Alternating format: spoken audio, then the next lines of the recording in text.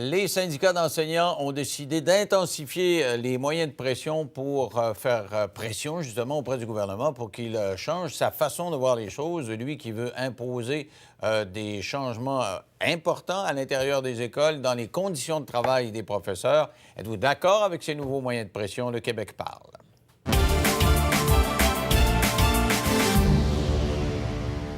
Alors, on parle de ces moyens de pression-là. Ce matin, il y a des écoles qui sont trouvées placardées. En fait, il y avait des pancartes pas très loin de l'école avec un message spécifique à l'intention du gouvernement.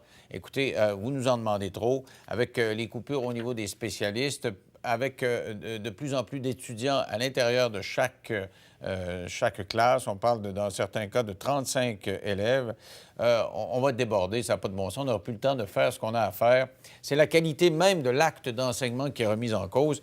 Et on a décidé que, OK, on ne fera pas une grève générale illimitée, mais on va trop bien sensibiliser le monde puis en parler avec des moyens de pression. Puis on va en parler ce midi, justement, parce qu'il y a ces moyens de pression-là. Est-ce qu'ils ont raison, les professeurs, de dénoncer la situation en posant des pancartes? Dans certains cas, en prolongeant les récréations, il y a des écoles où les récréations sont 10 minutes plus longues pour faire en sorte que les jeunes puissent parler de ça à leurs parents, etc. Puis les parents, se posent des questions, puis on en parle à la télévision. En fait, le but, c'est de brasser l'idée. Et il y en a qui ont dit, c'est fini le bénévolat. Ça sent bien, les balles de finissant, etc. On ne fera plus de bénévolat. Vous allez voir que ce qu'on donne, nous, à l'école, c'est aussi important. En plus du salaire que vous nous donnez, on fait plein de tâches connexes qui ne sont pas rétribuées. Et puis, on va donner dans certaines écoles, il y a des syndicats qui disent, on vous donne les notes sur des fiches spécifiques informatiques. Maintenant, on va vous donner ça à la main comme dans le temps. Ça va être plus compliqué pour vous autres à la direction de gérer tout ça. Donc, on vous complique la situation pour que vous compreniez que ce qu'on fait, c'est pas rien à l'intérieur de l'école. Appuyez-vous les enseignants. Trouvez-vous que c'est une bonne idée, ces moyens de pression-là? Est-ce que c'est correct? Pour nous joindre, 1-844-370-3222 pour l'ensemble du Québec sans frais. Pour la région immédiate de Montréal, 514-370-3222. Vous pouvez nous écrire sur Twitter ou sur Facebook. Sur Facebook, il y a Jeffrey qui nous écrit « J'appuie les professeurs dans plusieurs revendications. Par contre, je soutiens aussi le gouvernement dans le contrôle des dépenses. » Maxime, ma conjointe est enseignante. Je suis de tout cœur avec eux. Ils doivent en faire toujours plus en raison des coupures de budget. Valérie, augmenter le nombre d'heures par semaine s'ils sont rémunérés, pas de problème. Augmenter le nombre d'élèves en classe, il y a des limites. Et puis, Denise, l'éducation, c'est l'avenir. Le gouvernement et ses gros égos ne pensent qu'aux finances, peu importe le futur de nos jeunes. Surtout qu'on nous clame tout le temps pendant les campagnes électorales. C'est une priorité dans la vie, l'éducation. Tous les partis politiques parlent tout le temps d'éducation. Alors, pour nous accompagner au cours des prochaines minutes, Éric Gingras, qui est président du syndicat de Champlain des enseignants. Bonsoir, monsieur... pas bonsoir. Bonjour, monsieur Gingras. Bonjour, monsieur Lévesque. Alors, qu'est-ce que vous faites chez vous comme moyen de pression? Bien, chez nous, notre thème, c'est le personnel de l'éducation qui tient l'école à bout de bras.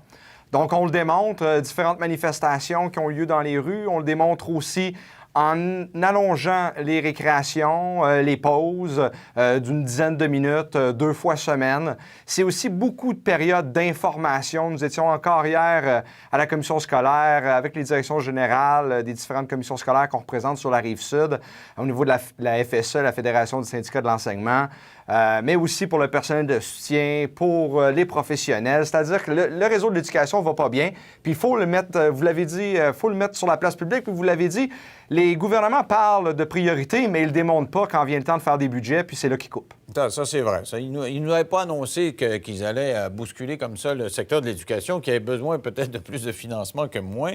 À cet égard-là, moi, je suis assez sympathique à votre cause, mais n'empêche qu'on est en restriction budgétaire actuellement et on ne pourrait pas ne pas vous demander un effort puis le demander au reste de la société quand même, non? Bien, vous avez en partie raison, mais tout est une question de point de vue. Est-ce que l'éducation, c'est une dépense? Nous, on pense que c'est un investissement. Alors, du moment où on se dit que c'est un investissement pour l'avenir, puis quelqu'un d'éduqué, quelqu'un qui sait où il s'en va, je vous rappelle que Au Québec, il faut éduquer, socialiser et enseigner, instruire. Alors, ce qu'on tente de faire, c'est faire tout ça à l'école. Et malheureusement, il n'y a plus de temps, il n'y a plus d'espace. On veut augmenter le nombre d'élèves dans les groupes. Puis pour nous, c'est inacceptable de procéder comme ça. Alors, on parlera du fond là, de vos revendications par rapport à celles qui sont celles du gouvernement. Parlons de vos moyens de pression. Là, actuellement, là, ce que j'ai compris, c'est pas votre cas dans votre école, si je me fie à ce que vous me dites, mais il y a des endroits où, entre autres, on dit c'est fini le bénévolat. Et je pense aux balles des finissants qui s'en viennent. Puis je pense à la fin, là, ceux qui ont des activités parascolaires, etc., puis les professeurs donnent un coup de main, puis encore. Et là, c'est la fin. Là, tout le monde est excité, on est dans le dernier blitz, et vous êtes en train de nous dire on vous laisse tomber. Là, c'est l'élève, là, c'est votre relation même avec l'élève quand vous faites ce genre de moyens de pression-là. Effectivement, il y a des syndicats, entre autres la Fédération autonome de l'éducation, qui ont choisi certains moyens, dont celui du respect du 32 heures. La FSA, pour l'instant, n'est pas là, mais on retourne à l'Assemblée générale. Puis c'est possible aussi que nous, on le fasse aussi éventuellement. Donc ça veut dire que quand la cloche sonne, vous vous occupez plus de rien, là? Bien, c'est parce que ce qui se passe, là, il faut comprendre, c'est que l'employeur semble oublier tout ce qu'on fait à l'extérieur du 32 heures, puis il ne nous le reconnaît pas. La population le sait. La population sait qu'on corrige la fin de semaine, qu'on fait plein de trucs le soir. Le gouvernement ne veut pas le reconnaître. Nous, ce qu'on dit, on ne veut pas arrêter de le faire. On ne demande même pas d'être payé plus pour ça. On veut une augmentation de salaire pour contrer la hausse du coût de la vie, mais on ne dit pas « Hey, on travaille beaucoup, payez-nous plus parce qu'on travaille tellement plus ». Ce qu'on dit, c'est « Reconnaissez ce qu'on fait. Oui, une augmentation de salaire, c'est normal. C'est pour ça qu'on demande un petit peu plus de 4 pour contrer toutes les hausses que tout le monde vit. Ça, c'est un autre dossier. Mais pour ce qui est de notre travail, là, ce qu'on veut démontrer par des moyens de pression, c'est de se dire, écoutez, 32 heures, là, ça, c'est ce qu'on est obligé de faire à l'école. Mais après ça, lorsque je veux corriger, préparer mes cours... Mais ça fait partie de votre job. Là. C'est comme si moi, je disais, écoutez, je suis payé juste pour être à l'antenne. Mais avant d'être à l'antenne, il faut tout bien que je lise mes affaires, me prépare. Mais si on vous disait... Mais vous avez raison. Et si on vous disait, bien, on ne reconnaît pas que tu te prépares avant. Puis, dans le fond, on te paye juste pour le 2 heures parce qu'avant, c'est pas important. Vous savez que c'est pas vrai. Vous savez qu'un enseignant... Je comprends, mais ça, en bout de course, vous gagnez votre 60 000 par année, là, en haut de l'échelle. Je veux dire, vous avez votre 60 000, que ce soit pour peu importe les heures, vous avez 60 000 $ par année. Et voilà le fond de l'histoire. L'employeur dit maintenant, au lieu de faire 32 heures à l'école, vous allez faire 35. Donc, je vais te donner plus d'éléments à faire à l'école, mais ce que je faisais à la maison, je vais devoir continuer à le faire le même nombre. Qu'est-ce qu'on vous demanderait de faire de plus à l'école pendant ces 3 heures-là? Vous feriez quoi? Ça, ce bout-là reste encore nébuleux. Vous comprenez que ça nous fait peur, mais vraiment, on veut assigner notre tâche, c'est-à-dire utiliser tout le temps à l'école pour faire les choses que les directions demandent et tous les autres éléments professionnels comme la correction, comme la préparation de cours, on dit, bien, si on ne te demande pas de le faire, il faut que tu vas trouver un autre endroit pour le faire. Mais là, vous allez être supervisé. Quand vous êtes à l'école, quand vous êtes chez vous, vous faites ce que vous voulez. Là, moi, j'ai été professeur une session au cégep, et je n'avais pas de boss. J'avais l'impression d'être dans l'autonomie totale et absolue. Alors, peut-être qu'ils veulent juste un peu regarder au-dessus de votre épaule qu'est-ce que vous faites dans la journée. Bien, au collégial, je ne peux pas en parler, mais dans les milieux primaires, préscolaires, dans les centres d'éducation des adultes, à la formation professionnelle, tout est très bien défini, même un petit peu trop, diront certains. Et en plus de ça, n'oubliez jamais que la loi de l'instruction publique qui encadre tout ça, il y a les conventions collectives, il y a l'instruction annuelle, il y a un bon nombre de choses qui nous encadrent. Puis ça, là, c'est important de se le rappeler aussi. Mais la conclusion, c'est qu'on ne sait pas trop. Le 3 ans, on ne sait pas à quoi il servira. On va parler avec Isabelle de Port-Cartier. Bonjour, Isabelle. Bonjour. Alors, est-ce que vous trouvez que les profs ont raison de faire des moyens de pression? Tout à fait. En fait, j'ai eu une rencontre ce matin même, moi, un plan d'intervention avec la direction et l'enseignante de mon enfant. Et je suis forcée de constater, écoute, je ressentais l'impuissance de l'enseignante face au manque de ressources. Par exemple, moi, dans mon cas, on parle d'une évaluation en orthophonie. On voit un enfant dépérir et moi, je considère l'enseignement comme étant un investissement. Je sais très bien que si on donne des outils aux enfants, ils vont pouvoir réussir. Et si on ne le fait pas, ben c'est des enfants qui vont devenir assistés sociaux.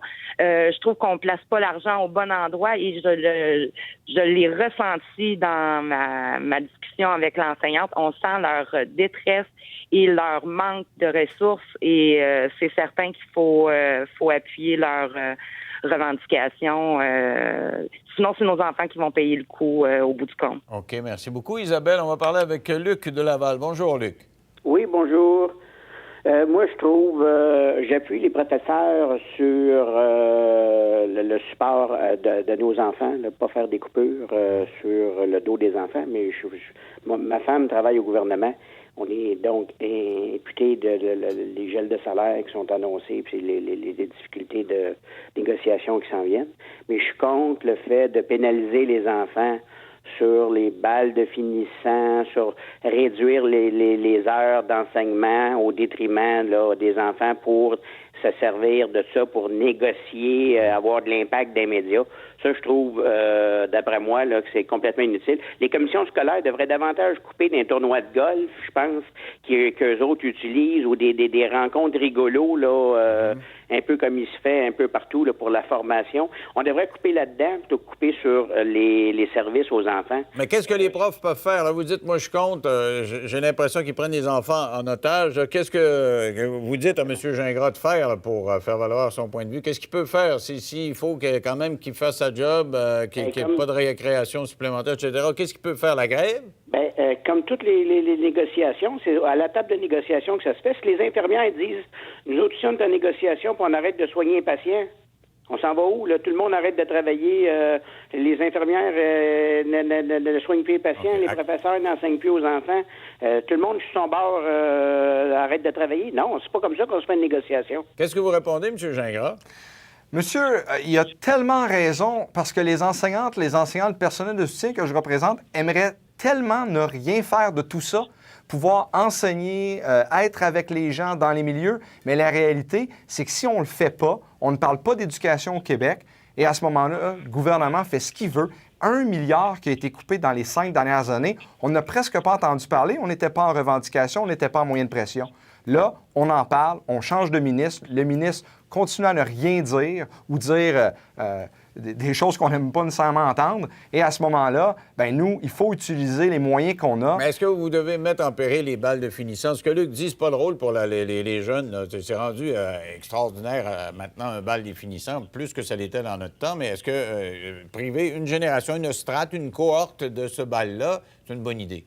Bien, écoutez, de notre côté, c'est pas ce qu'on fait, mais on peut comprendre que le but de ça étant de respecter une espèce de nombre d'heures semaine. Et à ce moment-là, est-ce qu'on est capable de faire rentrer le bal là-dedans? Ça sera à voir. Mais ce qui est important là-dessus, là, c'est un bal, vous avez raison, c'est peut-être certaines personnes qui ne pourront pas l'avoir, mais l'éducation au Québec, puis le futur des jeunes et l'éducation, pour nous, c'est encore plus important pour les 30, 35, 40 prochaines années. Alors, Luc, vous dites quoi à M. Gingras? Là, il vous a convaincu que c'était une bonne idée d'avoir les moyens de pression? Non, absolument pas. Moi, pénaliser les enfants sur ces choses-là. Ma fille avait une activité qui était cédulée en fin d'année. Sur les heures de cours, il y allait une journée à l'extérieur là, faire des visites et ça, c'est cancellé. C'est pas sur les heures autres de professeurs, c'est sur les heures d'école que c'était fait. Alors, je comprends pas pourquoi ils ont cancellé les sorties. C'est juste pénaliser les enfants, puis pour que ça se médiatise des coupures qui sont faites. C'est sûr que c'est le but de la manœuvre, parce qu'ici, on n'en parlerait pas ce midi. Hein. C'est comme ça. C'est la logique de notre système à nous autres. Merci, Luc. Monsieur Gingras, vous restez là, on fait une petite pause et on se retrouve dans 3 minutes. À tout de suite.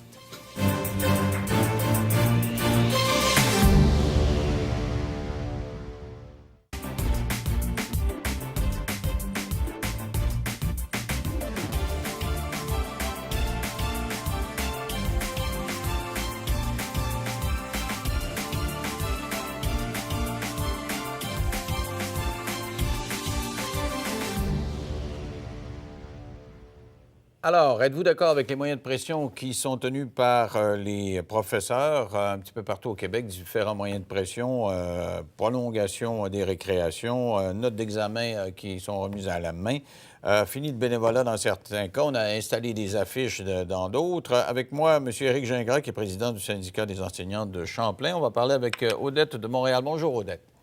Bonjour, monsieur. Moi, je suis 100% que les enfants doivent être bien instruits, bien encadrés, mais je trouve que les enseignants sont des enfants gâtés de la société. Combien avez-vous de vacances, monsieur, vous qui êtes à côté de monsieur Denis, là, par année?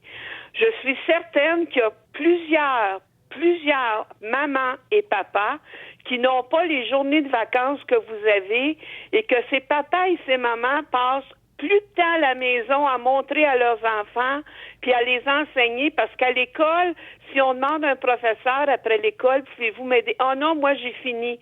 Êtes-vous là pour l'argent, monsieur, ou si vous êtes là vraiment pour enseigner aux enfants? Moi, dans ma famille, j'avais un professeur, OK? Puis pendant les fins de semaine, on faisait du camping. Puis elle, les fins de semaine, elle corrigeait. Je l'ai jamais entendu se plaindre, monsieur. Mais ça, c'est l'ancienne. C'est avant ça. Aujourd'hui, les professeurs, ils sont là pour faire de l'argent, pour avoir des vacances.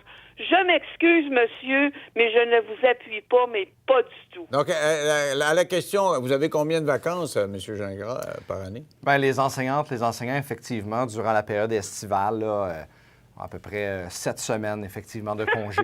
Plus les pédagogiques, vous avez quand même... Non, les pédagogiques, c'est des périodes de travail. Bien oui, toutes les périodes pédagogiques. Mais en même temps, c'est certain à ce moment-là que si on compare une question de simplement de congé, il y a un paquet d'entreprises privées qui vont donner 6 ou 7 semaines. Mais là, vous avez 7 semaines l'été, puis vous en avez quelques-unes à Noël. Oui, effectivement, comme d'autres emplois. Puis, à ce que je sache, c'est pas du tout dans les revendications, mais ce que la dame dit, lorsqu'elle fait état de certaines personnes qui avant corrigeaient, moi, ce que je peux vous dire, c'est que ça n'a pas changé. Est-ce que les enseignantes sont là par pure vocation? Je vous avouerai que j'espère que c'est pas juste ça.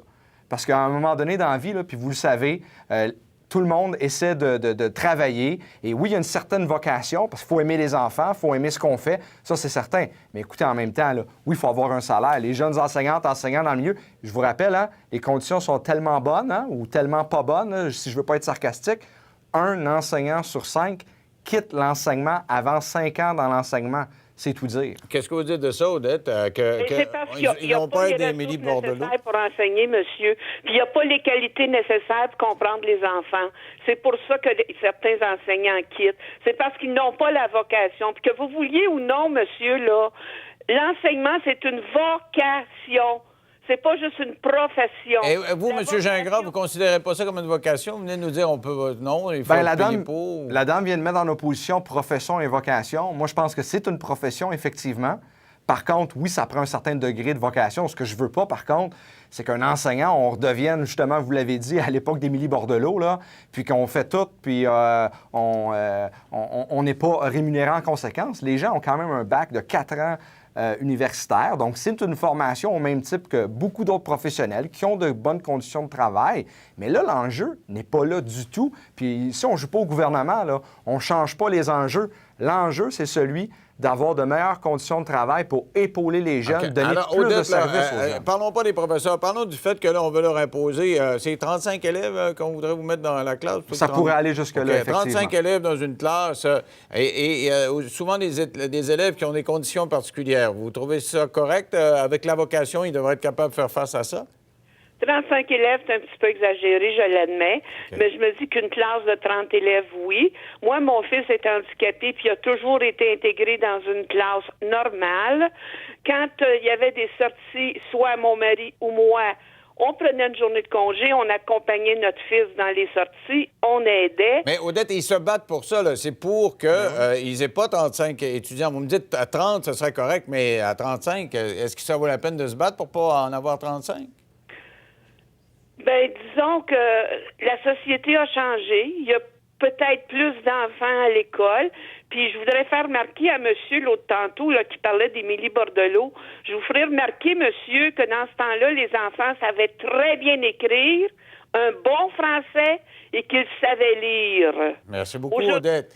Là, je vous coupe le sifflet. Là, on a déjà fait 4 ou 5 minutes. On parle avec Christian de Candiac. Bonjour, Christian. Oui, bonjour.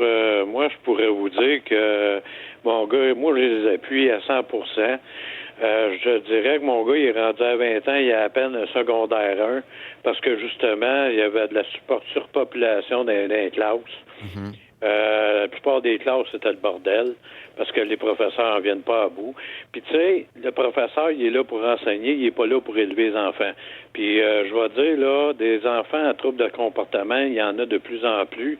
Puis, regarde, on le voit même, là, on en parle même dans la médecine, là, que les enfants qui ont des problèmes puis qui vont avoir des problèmes plus tard, c'est de plus en plus. Puis moi, je vous dirais que moi, je suis d'accord avec eux autres, avec leurs revendications, Par contre, c'est clair que c'est comme dans n'importe quel domaine. Il y a des pommes pourrites, puis il y en a qui ne devraient pas être là. Il y a des bons professeurs, il y en a des moins bons. Mais en général, je pense que les professeurs sont tous bons, puis ils veulent tous faire leur boulot. OK. Merci, Christian. Vous pouvez vous rassurer, M. Gingras nous dit qu'il y en a 1 sur 5 qui quitte après 5 ans, ça? Des statistiques, effectivement. OK. On va parler avec Claude. Bonjour, Claude. Oui, M. Lévesque, moi, j'appuie 100% les enseignants dans le sens que c'est inacceptable 35 élèves. Quand on voit les problèmes de comportement des autistes, vous en avez 1 sur 65. Avant, ça comptait ces enfants-là. Les colos, ça comptait au moins pour 2 élèves. L'équivalent de 2 élèves, là, c'est plus le cas. Avec les coupures que vous avez parlé tantôt d'1 milliard, juste avec le cégep, ici, sur une période de 2 ans, ils ont coupé plus de 800 000. Qu'est-ce que je trouve bizarre, moi, c'est toujours plus cher avec notre gouvernement, puis toujours avec moins de services. Quand vous voyez dans le privé que vous n'avez pas de problème, vous n'avez pas de coupure, vous voyez la différence encore à un moment donné, c'est toujours en fonction des riches, pour la protection de ces riches, si vous voulez. Là, c'est un autre débat là, sur la répartition des richesses. Merci beaucoup, Claude. Vous parliez d'enfants autistes. Avant d'aller à la pause, on parlait avec Égide, qui a un enfant autiste. Bonjour, Égide. Oui, bonjour. Alors, qu'est-ce que vous dites des moyens de pression des professeurs? Ben moi, pour ce qui est des moyens de pression des professeurs, les comparer avec ce qu'on parlait pour le chose du Grand Nord, là, bon, c'est comme une pomme puis un orange. Là. Ils me font penser un peu aux étudiants. Par contre, je suis en accord avec ce qu'ils disent, là, ils ont le droit de manifester là, pour leur cause, parce qu'à un moment donné, là, trop, c'est trop, là. Vous avez un enfant autiste et vous craignez que si on impose trop de monde dans une classe, que ce soit plus difficile que lui puisse s'en sortir? Dans mon cas à moi, mon enfant, lorsqu'il a été introduit à l'école, la première année qu'il est entré à l'école, il est entré dans une classe avec tous les enfants, avec tous les enfants normaux, dits normaux, là. Et ça allait mal. Ça allait vraiment pas bien.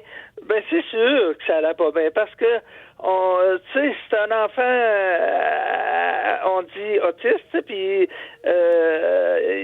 lui, mais il se sentait... il performait pas, premièrement. Mais là, le temps me presse. Oui. Vous craignez que lui, ça soit plus difficile pour lui s'il y a des coupures, c'est ça? Oui. Mais l'année d'après, on l'a mis dans une classe spécifique pour ces enfants-là. Et il s'est mis à performer, je vous le dis. Il y avait toutes les ressources nécessaires.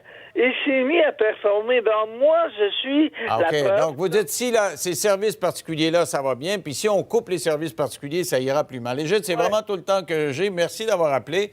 Est-ce que vous êtes parti pour faire des moyens de pression en gradation? Est-ce qu'il risque d'y en avoir des plus importants au cours des prochaines semaines? On espère encore une fois que non. On espère qu'on n'aura pas besoin de se rendre là, mais si la négociation fait que, effectivement, le gouvernement continue à vouloir mettre moins de services, bien, c'est sûr que nous, on va rencontrer les enseignantes, les enseignants, le personnel de soutien, les professionnels pour être sûr de se doter d'un plan d'action qui va inclure peut-être, effectivement, des moyens plus lourds, mais toujours en expliquant à la population, parce que c'est clair pour nous, la population ne veut pas qu'on nuise au réseau de l'éducation. Moi, je sens, là, je vois mes Facebook, puis j'entends, vous avez des gens derrière vous, mais faites attention, il y a une ligne, hein? Quand on dépasse la ligne, là, si vous faites mal trop aux étudiants, vous n'aurez plus l'appui du monde. Si on explique, on va les avoir derrière nous. OK. Merci, M. Gingras. Restez là. Au retour, on change de sujet, puis on va parler d'environnement. Est-ce que vous êtes d'accord avec les bouteilles consignées à la SAQ après la pause?